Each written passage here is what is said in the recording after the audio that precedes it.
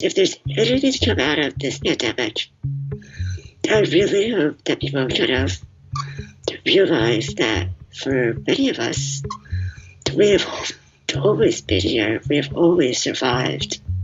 And in many cases, we have the solutions. My name is Nikolai, and I'm a video producer here at Mashable. I wanted to do a video series that looks at how we can create a more sustainable and more equitable future.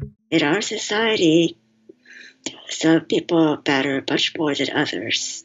Conventional wisdom, especially about bioethicists, is the idea that the most resources should go to those who deserve it. And I think there's so many layers of white supremacy and sexism and clearly ableism and ageism. And this is really, personal for me. This is just one reason why I wrote a lot this year, to really push back at these narratives. Yes, I am high risk, but I want to live too, just like everybody else. But I think a lot of people who are not disabled, they just see me and they think, oh my God, like I cannot imagine living in your body.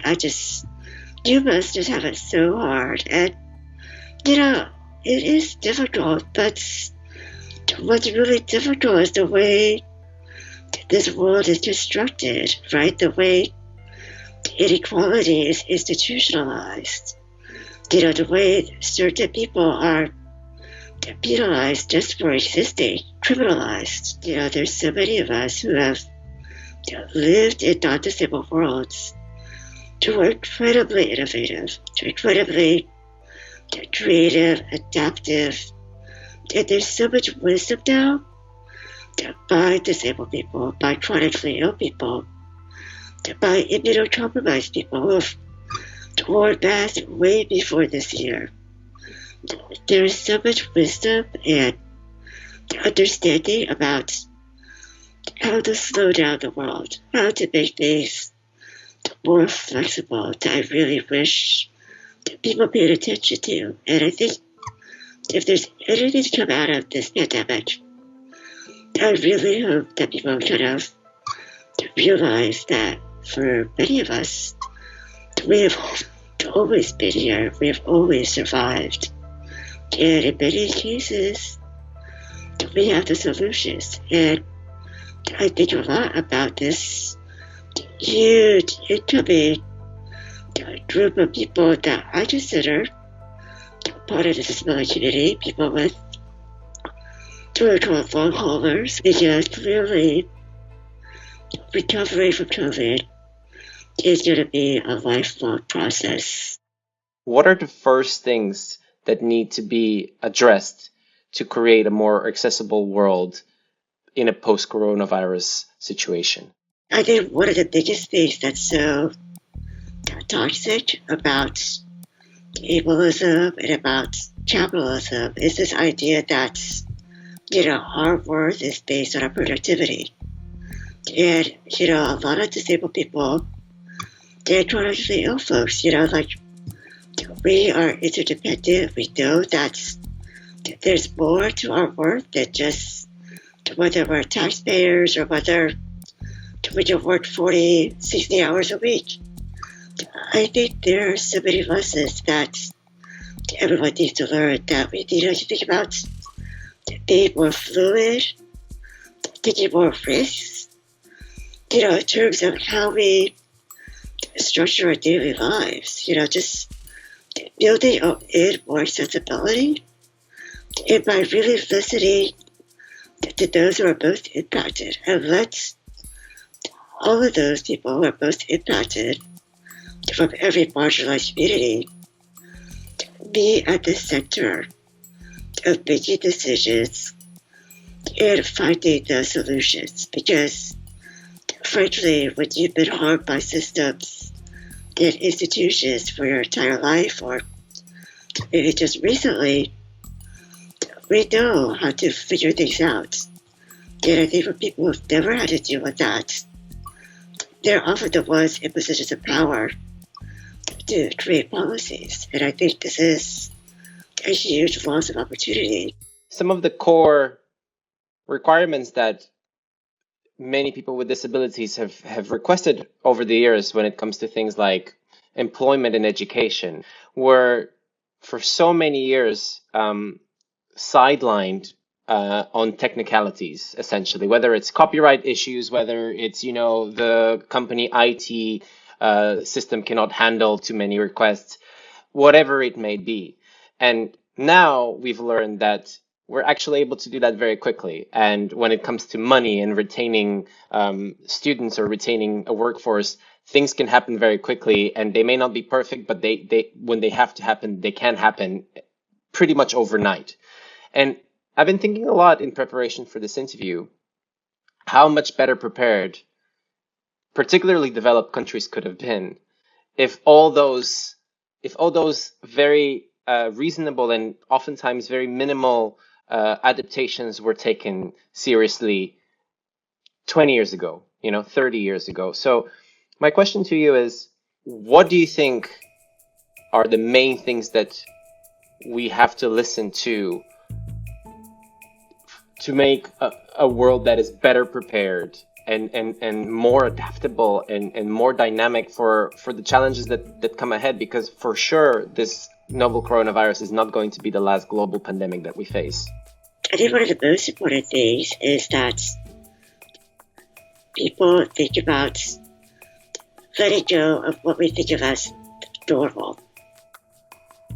The whole pressure to return back to what we think of as normal really wasn't great in the first place. So, I want everyone to think about looking ahead as a real chance to remake the world. To really re-envision the world. A world that is centered on justice, liberation, interdependence, real kind of mutual care and mutual respect. And I think that sounds very corny, but I think, it's true that there is a lot of challenges right now. I know people think about this pandemic as a fire drill, a horrible fire drill, and the fact that everyone is activated, that everybody is on alert now, to really think about planning ahead and making sure that the mistakes we made in the past, in terms of how we left people behind, how we were slow to act, how we were slow to believe people, who were the early oracles who said this pandemic is really serious. We really need to listen to the scientists. We need to listen to people who are living on the edges. These are the people who know what's going to happen. So I do see the future as a time when we really need a lot of solidarity with one another. We need to show it. We need to really understand that, asking for help, needing help is not a weakness. I think the only way we can survive is if we really do feel like we're in this together. How do we get to that accessibility point, that we include more people in these conversations? Because when I was looking at, the biggest companies, when I was looking at the largest governments, the number of people with disabilities is minimal. It's still minimal, particularly in the private sector. And so, because it's so minimal, there are obvious gaps. And there's obviously knowledge gaps in the way that we design things, in the way that we advocate for things, because we just don't have the voices there. And it's not simply about having the voices of particularly people with disabilities. It's about having a difference, right? Having a lot of different voices coming to the table and bringing different expertise. What do you think is the best way forward to getting there, to having those voices elevated in places of power so that they are heard and they do make a change, and those sort of unintended consequences are avoided? Yeah, I feel like the future is, one in which we need to really think about power how power is shared, how power is obtained, how we create power. And I think about Star Trek because I love the phrase, infinite diversity in infinite combinations. Because this Vulcan idea is really about how our differences make us better. A lot of disabled people have to fight for their futures.